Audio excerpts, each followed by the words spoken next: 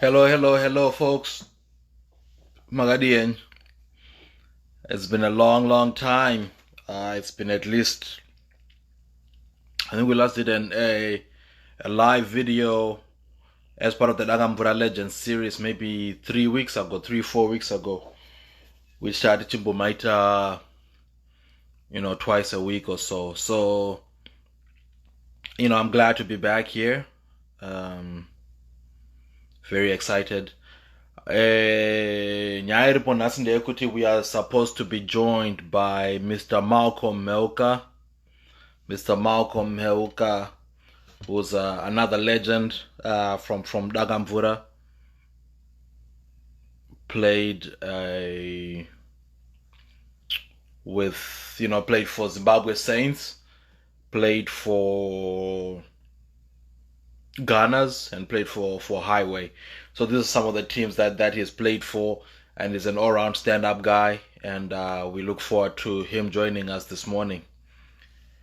Yeah, Saka Tombo Mirira. But otherwise, join the chat, tell somebody to tell somebody. I'll be looking at the comments here. And you can let me know. I'm very interested in what's going on back in Zimbabwe right now. Parise.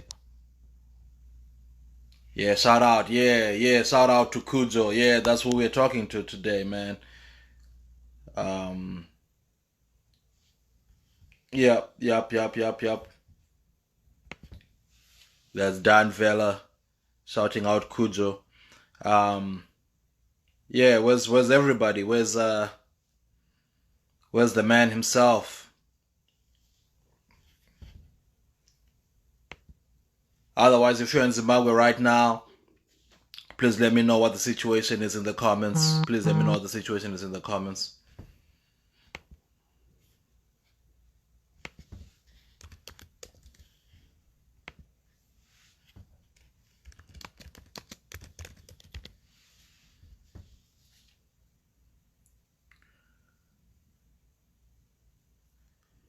And we do apologize because we recognize that the meeting had to be bumped up an hour, and this is due to Malcolm's time as well. He couldn't be here earlier, Saka.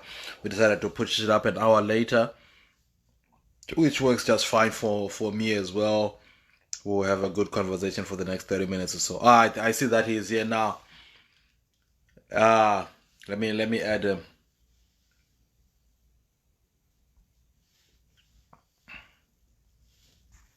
Yeah, boy, yes. Yep, we're adding the man. We're adding the man. Hello, sir.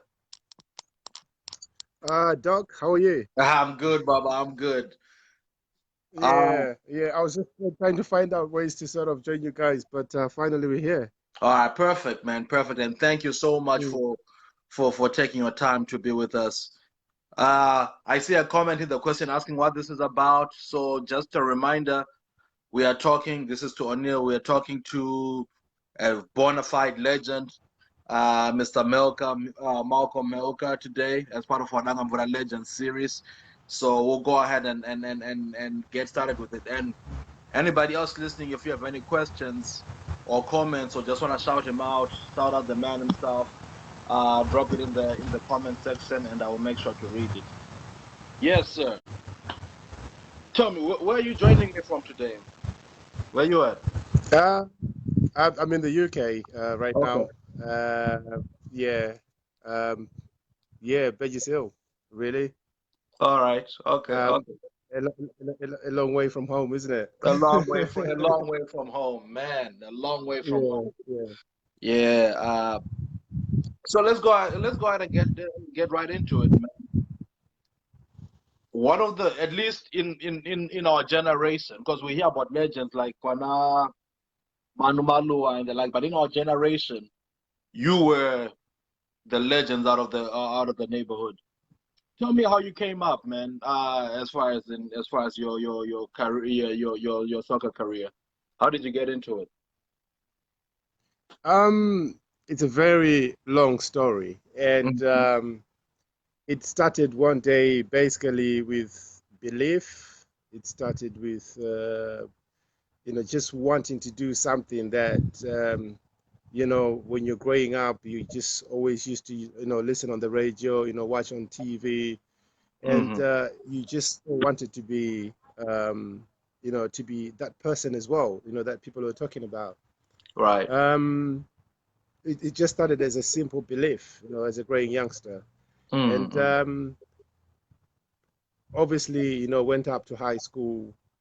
You started playing football, and it's some of those things that I know a lot of people wouldn't do, but I gave time to, the extracurricular activities. I gave time Okay. to football. I gave time to sport.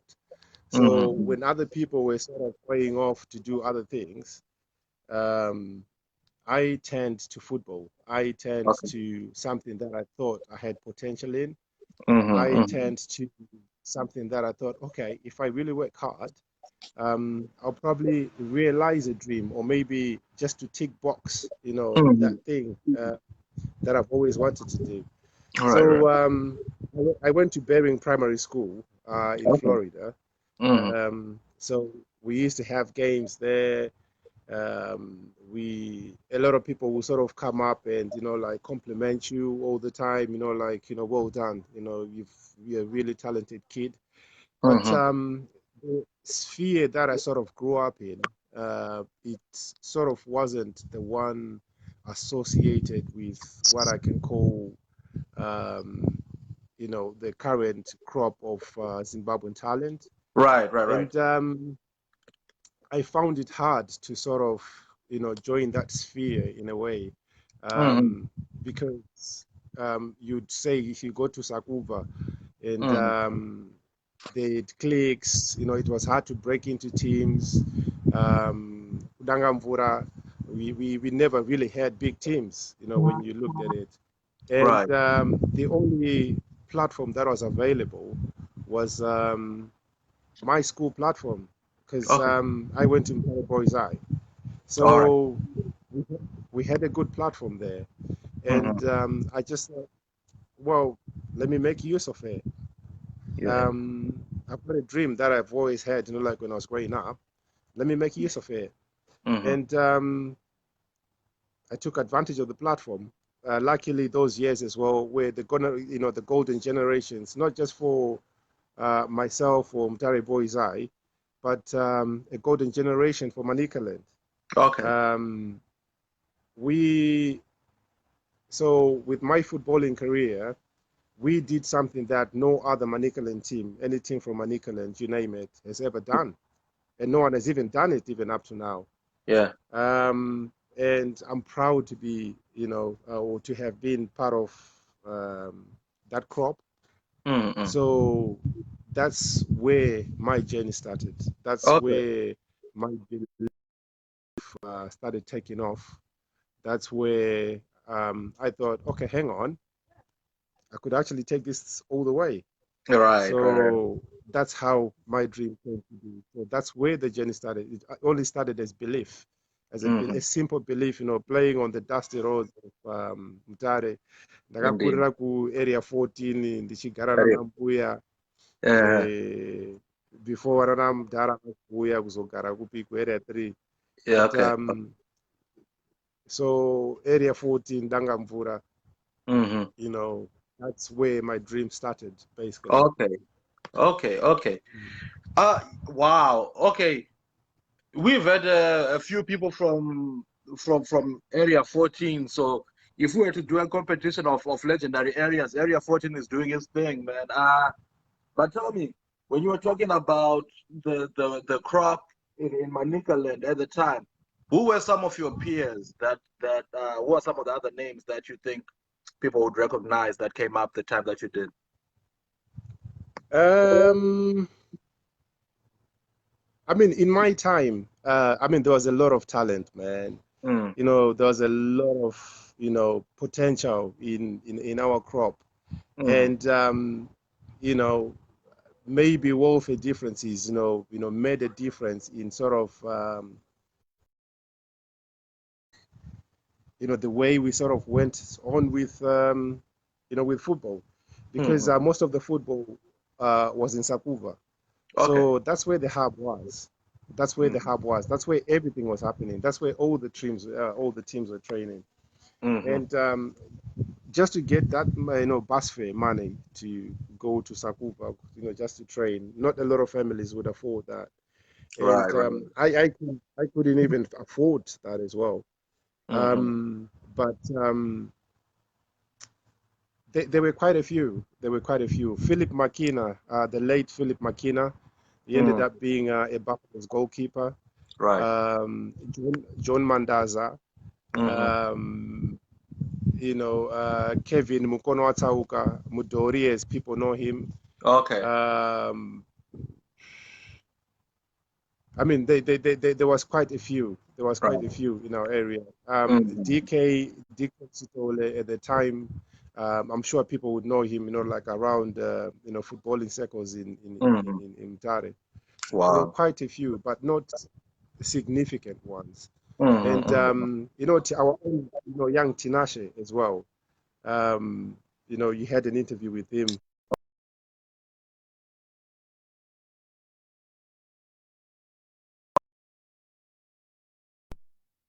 Yeah. Yeah, no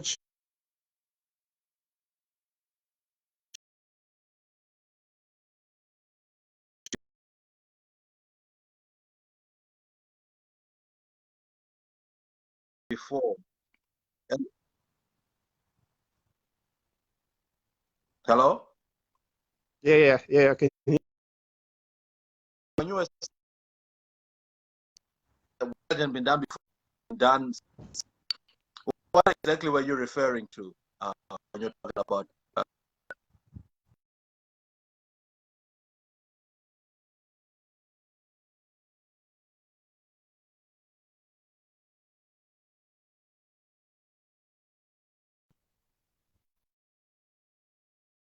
Breaking. I think your signal is. Okay, hold on.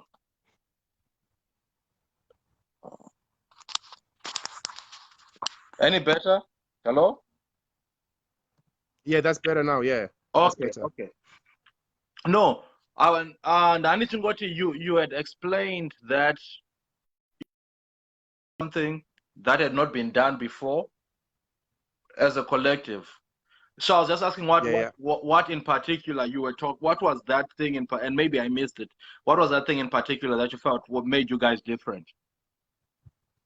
Um, a point in time, like say in everyone's life or in people's journeys, you come teams, specifically, like they come at times where they're golden generations, where things are just happening for you, or where maybe a bunch of people with the right attitude to a common goal. Mm-hmm. I think it was like that. And Okay. yeah, so at the time, and luckily as well, the coaches that we had, the school teachers we had, Mm-hmm. sort of shared the same, common goal.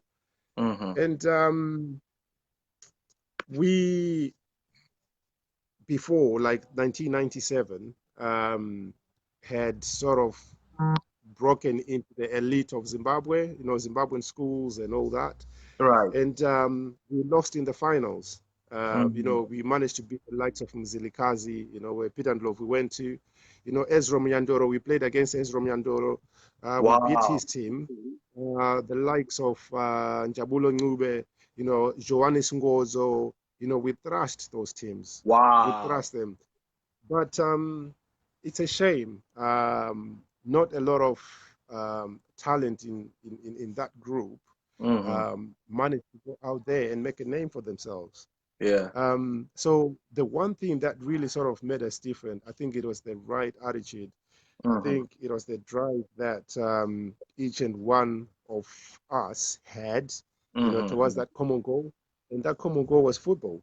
Right. And that common goal was to win things. And that Mm-hmm. common goal was to, before I go further, We had a good headmaster as well, Mr. Faira. May Oh, his okay. soul rest in peace. Man. May his soul rest in peace. But he came with a drive. He came trying to instill a legacy that changed a lot of boys' lives. You know, we try to include sports as part of the school curriculum. Right. And a lot of people, most schools, I mean, sport is something that's regarded as, you know, irrelevant. But he came with a notch that sport, education, you know, will take you anywhere. He took sport as, you know, a career that you could take, you know, through. You know, you could see through and make a living out of it. Man. And because most of us growing up, really, we didn't have that mentorship. You know, most of our parents were sort of, you know, educational, you know, focused. You know, they were mostly, you know, based on academics, you know, Right. and not sport. So he came with a different approach to say, Right. look, I'll give you an opportunity. You play your football. You do well. You can earn a living. You may not have been that bright to um, make it as an academic, or probably maybe, you know, pick up a white collar job, but football may be your thing. We've Right. had good players that came from you know, that program. The Okay. likes of Taurai Danama Kukutu. He ended up playing really well for Amazulu. Um, you know, the likes of Hebron Makukutu, they ended up playing, you know, Skude. Um, I mean, loads. Yeah. So it made a difference. It's the approach that I thought at the time seemed a bit 10-year forward. Right. Um, he came with an approach that I think the first world is using. But I mean, I'm talking like 20 years back Right. now. And because of that belief that he had, because of that program he had, because of you know, the care he had in, you know, the current crop or the team that he had there, and you know, the drive he had to try and make a difference. Um, I think it worked. I think it worked with, you know, what we had at the time. Right. Right. So going back to 1997, we're beating teams like 27-0. We're beating teams like 15-0. You know, we're thrashing teams like 27-0. You know, we made fun out of it. Right. And my belief came from that. I fed off that. I I grew from that, From there. and it wanted me to do more, basically. Right. Um, yeah. Man, that's incredible. And one of the big themes that we've seen in this series is because we had Mr. Godo speaking earlier, who's another legendary educator, and the way he described his relationship with sport is very similar to how you describe the legendary Mr. Fire as well.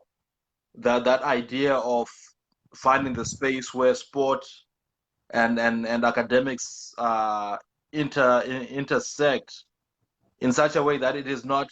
Our belief has always been the more you focus on sport, the less you focus on these other things. But it seems that in you know, to them, those two things almost came together, right? That you were actually more successful in the other because you were focused in this other one.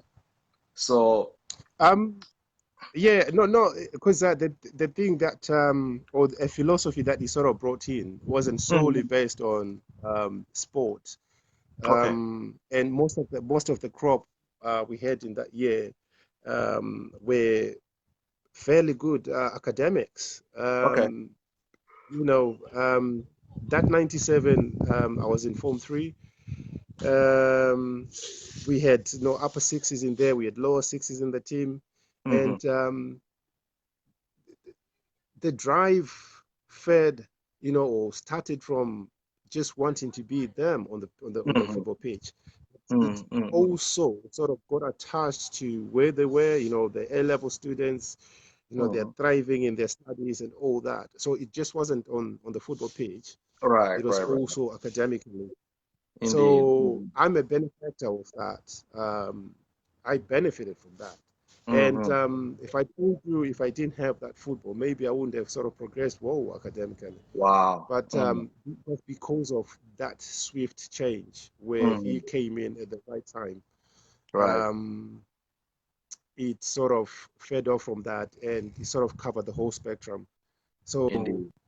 talking to you now, football to me is my world. Yeah.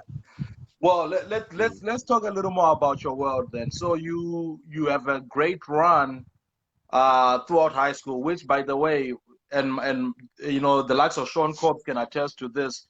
Ezra Nyandoro is my favorite player of all time. So when you tell me that you beat him, you're already like 3 times a legend in my book. But let's talk about you have a great run in high school, and you progress to the professional realm. Can you tell us a little bit about that transition, where you started playing for professional teams? The transition, Doc. If before I go, we do in life. We've got people around us. We've got people around us. We've got people watching us. And people make perceptions, and people make they judge us, or maybe they put us in different categories. And the right attitude, or the right approach to whatever you're doing, you have to give 210%. Okay. You have to give the right attitude. One may be average. You may not be the best player, or you may not be the best in anything. But if you've got that desire, if you've got that extra edge to want it, if that extra edge to want to do it more, people will see that. We see that in workplace. We see that wherever we are, that attitude attracts good things. Attitude attracts going up the hierarchy. Right. You're making a difference to a team. So the first thing, or the first quality maybe they may ask for, is have you got the right attitude? So that transition for me, I wasn't the best. I worked hard. I worked extra hard, comparing, because we had better talent. We had talent that Mutare was talking about. We had talent that big teams had started talking about, from that tender edge. But my name was not even in the frame. Wow. But I went on to do even better things than that talent that people had started talking about all over the country. And it wasn't easy. Knowing people, people being people, you find a lot of hurdles. You have to find, the right person to sort of, like take you to the next phase. I had to break barriers to, cross that line. I had to everything behind, and, focus, give it, some extra bits that I'll do on my own, without sort of involving a lot of people. And I'm proud to say I made my Premier League debut at 18. Wow. So, I mean, that's in Zimbabwe as well. I mean, coming from where I was, little known, or just as an average player, that's one of my proudest moments, if I can explain it. I mean, if I can sort of maybe try and, feed it to you. For sure. Even looking back now, I don't see a lot of 18-year-olds, breaking into that line. Yeah. So I'm proud to say that was a transition, but my transition was purely on hard work, grinding, like wanting it more, better than the other person. Yeah, that's why I managed to break into the Premier League. Man. The transition wasn't easy. It just wasn't that focus that you give, yourself. But it was also trying to go into a territory where there's established systems. Got a group of people in there, they've been together for years, and you're trying to fit into that system. You're trying to take that number. You're trying to take that jersey. You're trying to take that, that first 11 position. Right. So you're not at home. You're not in Dangamvura. You're not in Sakuva. You're in Harare. Where you're considered. You want to take someone's job. Right. So that was the toughest bit. But personally, for me to go through all that, breaking those barriers, it was tough. But it even sort of made me even more hungrier. It even made me want to prove people wrong. Yeah. It even made me want to justify or not to sort of look back and giving up. It made me want to feel that dream I had as a child, and I had to say it through, whether I made it into the national team or not. I wanted to come out on live TV playing, getting that acknowledgement. Yeah. I wanted that special mention, that tick box thing in my life to say, you know what, I did that. Wow. Man. So I made that transition, all the negative sort of work to, my advantage. I sort of used that to my advantage. So, yeah. That's an amazing story, man, and it brings up so many things that I think about, including one of my favorite quotes, which I know it probably came before him, but I know it from Kanye West, who says, "Everything I am not made me everything I am," which is seems to be what you're talking about being fueled by by the negatives. Wow.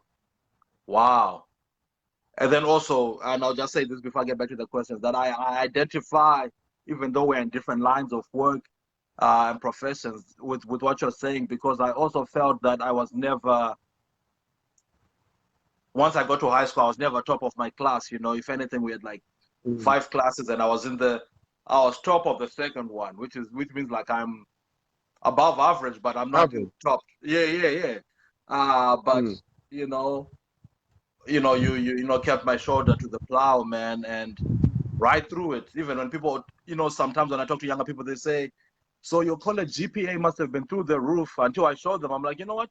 It's all right. You can tell there's some potential there, but it's not groundbreaking. It's not something that would scare you or anything like that, But you keep going, So indeed. So the team you debuted with, was that Zim Saints or what? I debuted with Seko United in Harare, in Mavuvu. Seko, like now Lafarge. And there was a story to that as well. Yeah. And because when we going back to that 1997, that 1998 team, they were doing so well. At the same time, Form 3, Form 4, I was playing Division 2 football.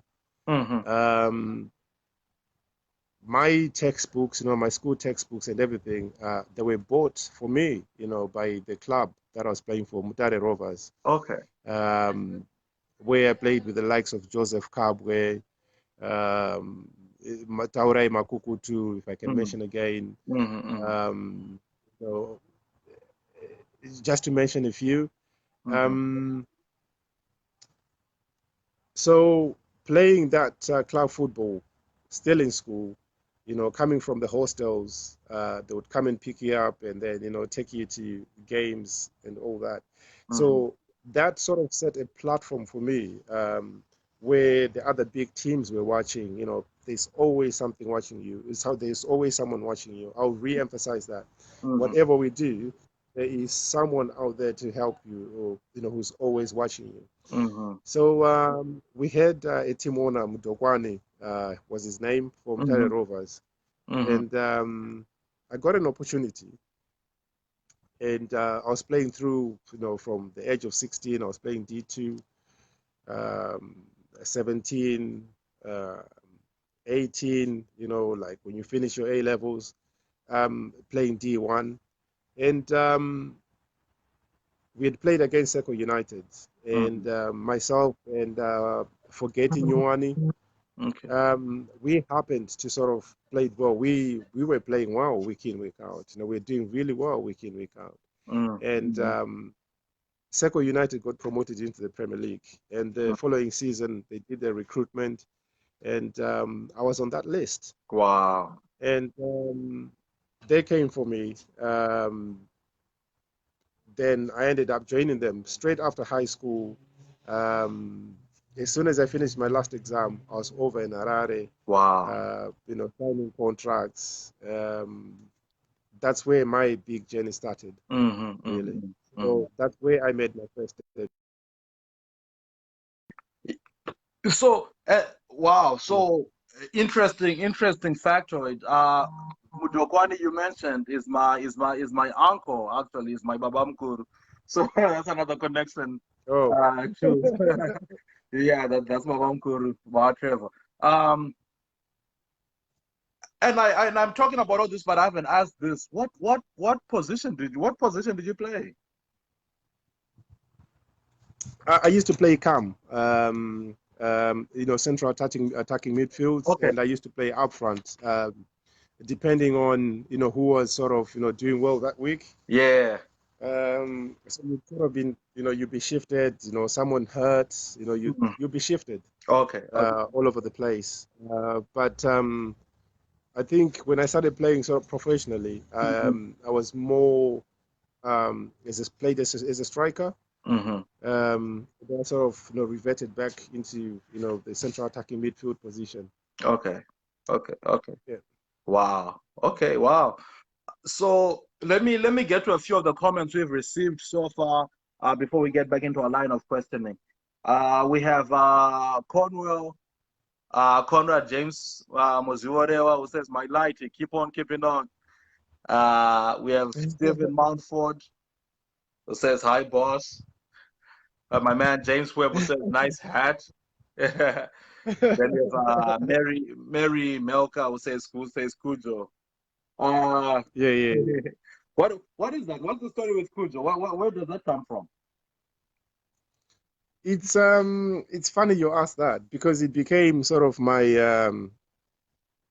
my nickname in football as well. I mean, at the times when we're in high school, and there's a movie that came out about a dog. Yeah, I know Kujo. Oh. So yeah, so that dog, it so happened as well. We had a dog at our house, and we named it Cujo as well. And but in footballing terms, that name became so significant because that dog had rabies. It would attack at any time. Like without any warning or anything. So that was sort of my kind of play. That was how I played. That's how I, went out there. I was the least person they expected it from. But before you know it, teams will be down. We're winning 3-0, and Kuja's done it. So that name came from a dog, from a movie called Kuja. That is so funny because Yeah. I hoped that's what it was. So I'm glad that's that's where it came from. And also, man, to all our viewers who are not from Zimbabwe, let me tell you right now that Zimbabwean soccer nicknames are the best nicknames anywhere in the world. They are so good. So, man, and we spoke about your debut being one of your proudest moments. What are some of your other crowning moments when you think about your career? What are some other things that you think about and you say, wow, if we're to do a highlights reel of your career? What are some of the things that stand out? It's everything that comes with doing sports, and not just football, but everything that needs. I mean, everything that's got to do with involved. A team's game basically. There's a lot to learn if you pay attention. There's a lot to learn from it. Okay. And I know a lot of people maybe go out and do sport just for the sake of entertainment. But there's more to it. You make friends, one, and it's character building. Like when you look at it, it molds you to be a better person. It molds you to sort of mix and mingle with people. It molds you to tolerate other people's mistakes. It molds you to be a better person, really. It's the whole spectrum of it that makes people who they are today. And you could easily maybe pick out people who haven't done sport and people who have done sport. The way they approach, be it say our professional careers right now, be it anything we do, be it your own family as well. Yeah. So if you that concept, if say you've experienced it or you experienced it, seriously, there's a lot to learn from it. There's a lot to learn from it. Wow. Man, so who were some of you've mentioned a few of the players that you played with, you've mentioned some educators and coaches, but who are some of your role models? Who were some of the people who really influenced your approach both to the game and to life? Maybe some of the people we've mentioned already, but others as well. There's a lot, man. The list is endless. I would start with my coaches, Mr. Matanga, Mr. Muranda. Like those were actually my history teacher. Okay. But he was my football coach as well at school.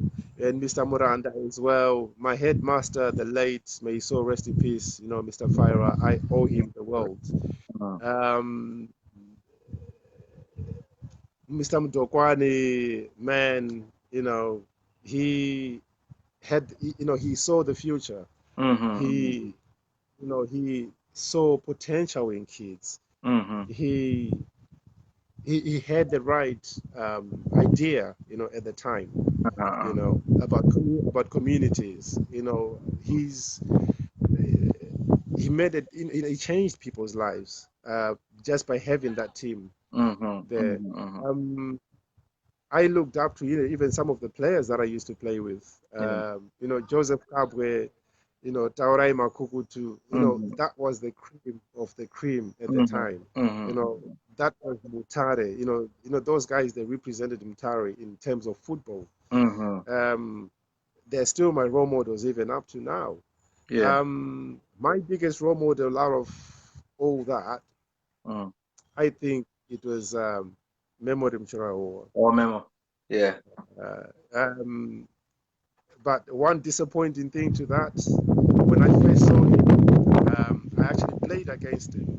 Okay. I tried approaching him, and he shut me out. Wow. He shut me out completely, and I had sort of got that opportunity to sort of approach him and say, man, I used to hear you on the radio. I just wanted to shake his hand, but he didn't. The good sides to it was on my first ever game for Seco United, we played against Dynamos. Right. And we beat them 2-1. And luckily on that day, I scored both goals as well. Wow. So that was the highlight. I mean, he's my role model even up to now. But I still haven't got that opportunity to, go up to him and say, man, I used to look up to you. Wow. I'm a dream chaser. Everything that I wanted to do in the football world, I did in Zimbabwe. It's because of you. But I still haven't had that chance. I had the chance. Man, I hope you get that chance soon, man. What an amazing story, and also just when you compare where you were then and where you are now, man, it may be him coming up to you and saying, you know what, great career, So that's amazing. So one of the things we like to ask, and I think you started to get at it right now. When you look back at your career, are you are you satisfied with? Do you feel you did your thing? Man, the route I took wasn't easy. I'm an Mm-hmm. average player, Yeah. and I'll tell you one thing. One thing that really kept off my experience in football, one thing that really sort of made it for me Mm-hmm. was, when I played for Gunners Yes. in Harare. Mm-hmm. Uh, I think, Moses Chunga was our coach, and our manager was, Wellington Mpandare. Mm-hmm. And I enjoyed my game that year. Um, it was beautiful, Mm-hmm. and it made me realize where I'd come from, and you know, look back, reflect, to say, man, this is it. Mm-hmm. You know, Mm-hmm. after now, this is it for me. I've done my bit. I've tick Mm-hmm. boxed. What I've always wanted to do as a child. Right. A few games on the radio. When I was playing for Zimbabwe Saints, Mm-hmm. Sporting Lions, Seco United. Um, that was it for me. Right. So I think I did everything that I wanted to do. I think I achieved what I wanted to. Wow.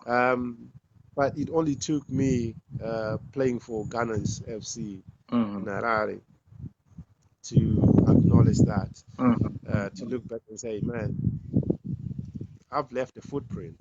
I've Right. done something, I've done something that I've always wanted. Mm-hmm. Um, it's, I always wanted, that 20, 30,000, crowd, Mm-hmm. the Highlanders games, the Dynamos games, man. Mm-hmm. Um, it was, Zimbabwe Saints versus Dynamos, Rufaro Stadium was packed. Yeah. Um, it, I, for me, in my own opinion, I did what I wanted to do. Wow. That's so So, that's great to hear, man. Indeed. mm, And to our viewers again who may not be tuned into the culture, when you talk about Zimbabwe Saints, we are talking about there's four teams that were called the traditional Big Four, which are Dynamos, Highlanders, Caps United, and Zimbabwe Saints. Those were the four traditional big teams. So when Kudzo here is talking about playing Zimbabwe Saints against Highlanders, we're talking about a Liverpool Man U sort of game or a Liverpool Chelsea game in Zimbabwean law. So that's huge. Wow. And so coming up to a few last questions here, man. What does Dangamvura mean to you? Dangamvura is home, man. Dangamvura is Kumbam. Dangamvura is life. Dangamvura raised me, basically. Mhm, Um, mhm, People knew how close or closely knit Dangamvura is. Um, or if we knew, even ourselves knew how Dangamvura is closely knit, mhm, we would take advantage of it. Dangamvura means the world to me. mhm, Um, Dangamvura, for me now, Dangamvura, defines me. Um, I'm proud, man. I'm proud to be mhm. uh, Dangamvura. Mhm. And I would do anything, to make sure that name Dangamvura goes out there. Wow. There's a thing, there's a lot of things that we take for granted.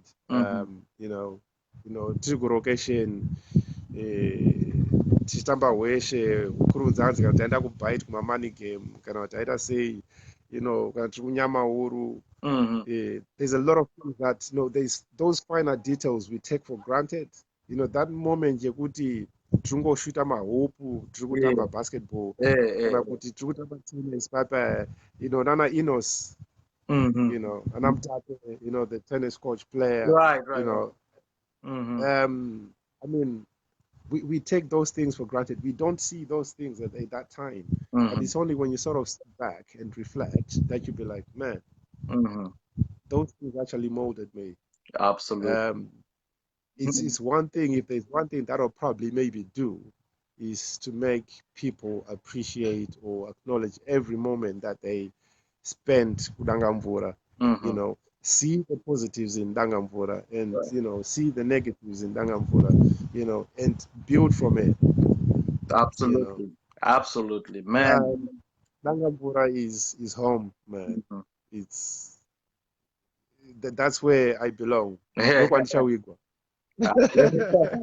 Absolutely, man. And it's so powerful to hear you say that, because I also share a lot of the same sentiments.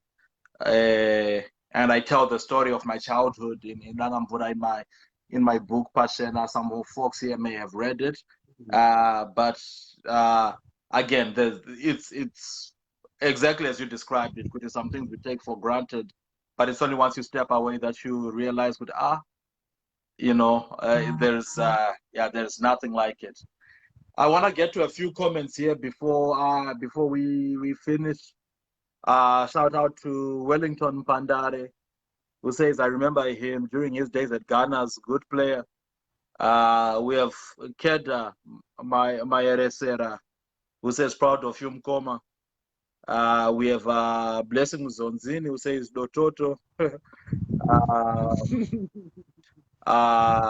Nelson Matondo, who shouts out Divat as well. So these are some people who are just out here. Sean Cobb showing you love as well.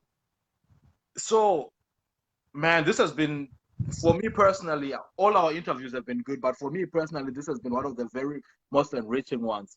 So let me ask you this. What are 3 values that make Malcolm Mheuka Malcolm Mheuka? What are 3 things that you value, or 3 characteristics that you value that have defined you as a person and as a player? Belief, to start with. Okay. Just to believe that no matter how limited the resources are, or no matter how limited opportunities are, you just have to believe. You just have to believe that things will work out. And attitude. Whatever we approach or whatever we intend to do, whatever we aspire to be, just have the right attitude to it. Okay. Just put your everything into it. Commit to it. It's just like everything else. Time is money. Right. Invest your time in it. Don't give up easily. If you think you're good in that, don't wait for anyone to tell you that you're good. Wow. Go out there. Go out there and see your use that to show the right attitude towards it. There's always someone watching. I'll re-emphasize that. There's always someone looking out to look for that drive in you. Kunganguva maybe kana kuri unzanzi kana kuti kutengesa kana kuti anzi kuita sei pamusika na chichi ukaisoka presentation kako kakanaka pamusika, people will come and buy. So it's the same with yourself. Have that self-pride to say, you know what, I'm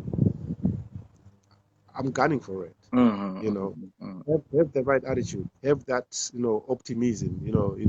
Be that optimistic. That's my second one. And the third and last maybe attribute, maybe that sort of did it for me, is don't listen to what people say. Okay. don't listen to what, people say, be it positive, be it negative. I might seem like I'm sort of, contradicting myself in a way. Yeah. Yeah. Just one sec. My thing is done. My thing is running out of battery now. I need to put it on charger. So All it's right. just yeah. So it's just listen to yourself. Okay. Sit back, reflect. Just listen to yourself. Tell yourself what you have to do and go for it. Yeah. Okay. People will say stuff. People, things that will bring you down. Just listen to yourself. Right. I'm intrigued before I ask my last question here, and if anybody has any comments, please drop them in. But I'm intrigued, and you say don't listen to what people say, whether positive or negative. Why not the positives though? Why would you say that about the positives? Because the person who really knows you, it's yourself. It's Really. yourself.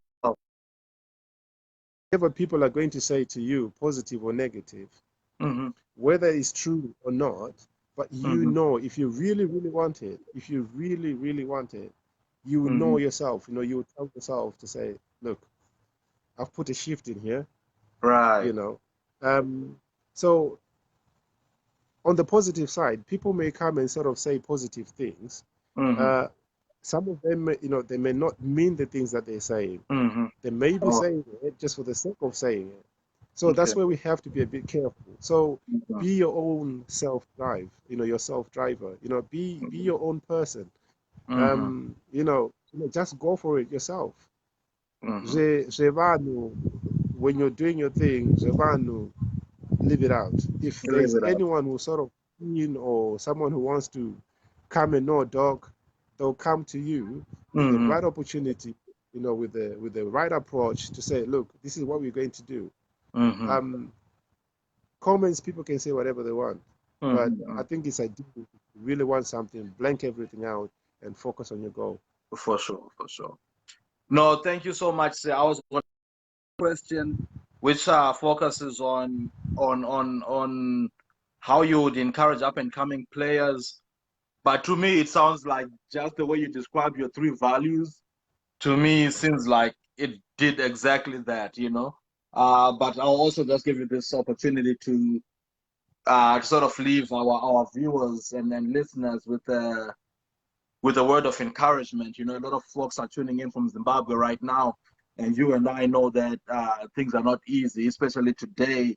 It's actually a day that has been on the news. That has been a day of sadness in many ways, among many other things. And of course, even other people who are not in Zimbabwe, as we're going through this COVID situation, the mood is low, So encourage us a little bit, man. Indeed. There's time for everything, people. I know it's sad times, but going back to that belief thing, we just have to sort of stay positive. Believe that things are going to be okay. Whatever the law has said, let's just adhere to it. Let's just follow the guidelines. Let's not try and prove a point to anyone. Let's stay safe. Let's think about us. Let's think about the kids we potentially going to leave behind if we try to do anything stupid. Let's just be careful, really. And good times are coming. Good times are coming. Indeed. Mr. Mheuka, man, thank you so much for taking your time. Like I've already said here, for me personally, this is one of the interviews that I'll be looking back at time and again whenever I need a boost, and whenever I need some reorientation in my head. Maita Basa, thank you so much for taking your time, and thank you to everybody who joined us today. Indeed. Thank you, Doc. It's a pleasure, man. All right, for sure, man. And we'll be in touch. Indeed. Definitely. Yeah. Definitely.